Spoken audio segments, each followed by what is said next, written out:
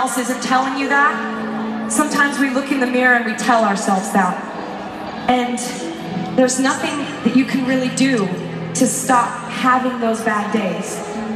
And there's nothing you can do to avoid going through really tough times where it feels like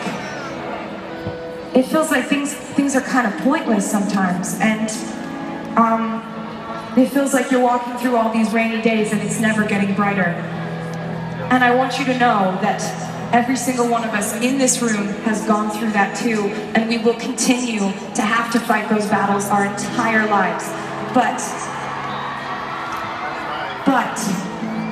when this happens to you, please, if there's one thing you remember from tonight, I want you to look in the mirror and instead of telling yourself that you should be like someone else, or you should be something you're not, or you should know the answers to questions that you don't know yet, I want you to look in the mirror and remind yourself of what you are and what you are not, all right?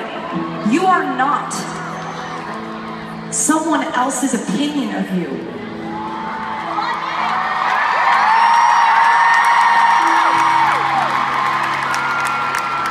You are not damaged goods if you've made mistakes.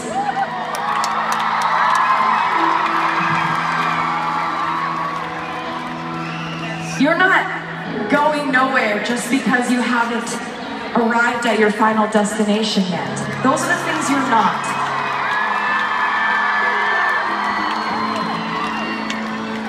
Let me tell you what you are, all right? You are your own definition of beautiful and worthwhile.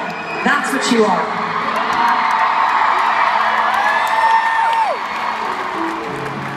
You are someone who is wiser because they made mistakes, and you are someone who I consider to be brave if you've taken the risks that it takes to make mistakes in your life.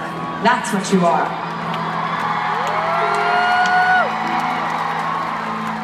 And lastly, you are a person who has gone through tough times, who has had insecurities, who has felt out of place, who could be going through any of those things right now, but instead, you decided to put one foot in front of the other, move on with things, and go have the best time ever at a concert on a Saturday night. That's what you are.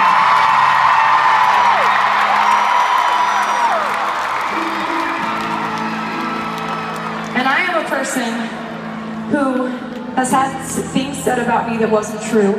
I have read things on headlines that felt wrong, and I always had you to count on.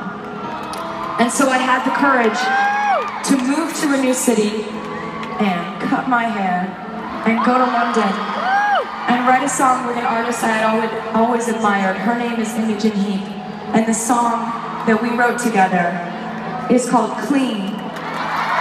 If you never worked for this one, don't just sing them. I want to hear you shout them, Philadelphia.